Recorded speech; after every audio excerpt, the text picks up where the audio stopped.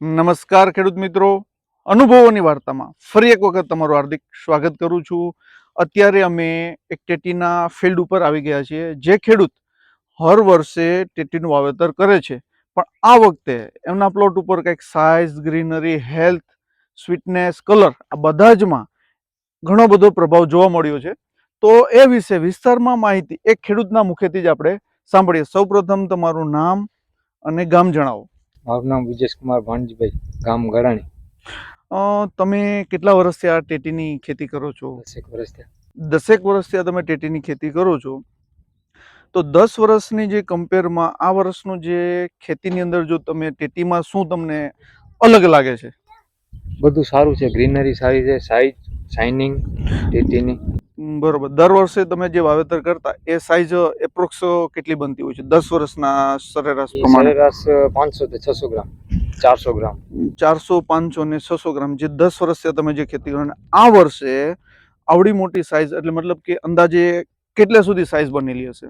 અંદાજે કિલોની છે, 900 ગ્રામ છે, 700 ગ્રામ છે. 700 થી લઈ 800, 900 ને કિલો સુધીની સાઈઝ છે. પછી એની શાઇનિંગ અને કલર અને સ્વીટનેસમાં એમાં કોઈ પ્રભાવ ખરો કાંઈ? સારામાં સારી છે. સારામાં સારી દર વર્ષે જે વાવતા એના કરતાં સારી છે. બરોબર. એની સાથે સાથે જે છોડ જ્યારે તમારે હાર્વેસ્ટિંગ ચાલુ થતું ત્યારે છોડ જે આ વર્ષે છે એવા જ રહેતા કે આનાથી સારા રહેતા? થોડાક નબળા પડી ગયા. આનાથી થોડાક નબળા પડતા, મતલબ છોડનું હેલ્થની દ્રષ્ટિએ, સાઇઝની દ્રષ્ટિએ, શાઇનિંગ દ્રષ્ટિએ. હવે દર વર્ષે તમે જે 10 વર્ષના સરેરાશ પ્રમાણે ઉત્પાદન તમારે કેટલું આવતું અને આ વર્ષે શું અંદાજ લાગે છે કે કેટલું આવશે? 10 ટન થી ઉપર જશે.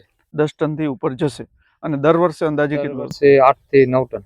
8 થી 9 ટન આવતું. આ વર્ષે 10 ટન પ્લસ જશો.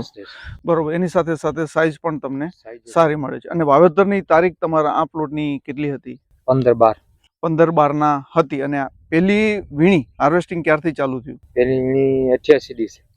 88 દિવસે. અને આજે જોઈએ તો એપ્રોક્સ મતલબ 22/3/2026 મતલબ 10 દિવસ થઈ ગયા ઓલરેડી આ ફિલ્ડનું હાર્વેસ્ટિંગ ચાલુ છે.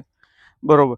તો આવું થવાનું મુખ્ય કારણ તમને શું લાગે છે કે દર વર્ષ કરતા આ વખતે સાઇઝ અને હેલ્થ બધું સારું રહ્યું એનું મુખ્ય કારણ તમને શું લાગે છે? ટ્રીટમેન્ટમાં ફેર છે.